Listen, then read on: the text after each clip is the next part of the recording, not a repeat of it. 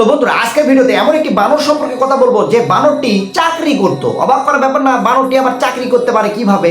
তো এই বানরটির নাম ছিল জ্যাক, যেটি আফ্রিকান বমুন প্রজাতির একটি বানর। আর এই বানরটির মালিকের নাম ছিল জেমস, যে একটি দুর্ঘটনার ফলে দুইটি পা হারিয়ে ফেলে এবং হুইল চেয়ারে বসে পড়ে। আর এই বানর প্রতিদিন তার মালিকের হুইল চেয়ার ধাক্কা দিয়ে কাজের জায়গায় নিয়ে যেত এবং তার মালিক লাইন্সম্যানের যত কাজ করতো এই বানরটি খুব মনোযোগ সহকারে সেগুলো দেখতো। বানরটির মালিক জেমস ভাবে বানরটিকেও শেখানোর চেষ্টা করা যাক এই কাজগুলো। আর জেমস এই জ্যাক নামের বানরটিকে এই কাজগুলো যখন শেখাচ্ছিল সে কিন্তু খুব দ্রুত এই কাজগুলো শিখে নিচ্ছিল এবং এর পরবর্তীতে জেমস শুধু দেখে আর জ্যাক মানে এই বানরটি নিজে নিজে সকল কাজ করতে থাকে। তবে রেলওয়ে কর্তৃপক্ষ একদিন কিন্তু জ্যাকের এই দক্ষতা দেখে ফেলে বানরটিকে রেলওয়ের লাইন্সম্যানের দায়িত্ব দিয়ে দেয়। আরে জ্যাক নামের এই বানরটি কিন্তু ভালো মাপের একটি বেতন পেত এবং প্রতি সপ্তাহে হাফ বোতল করে বিয়ার পেত।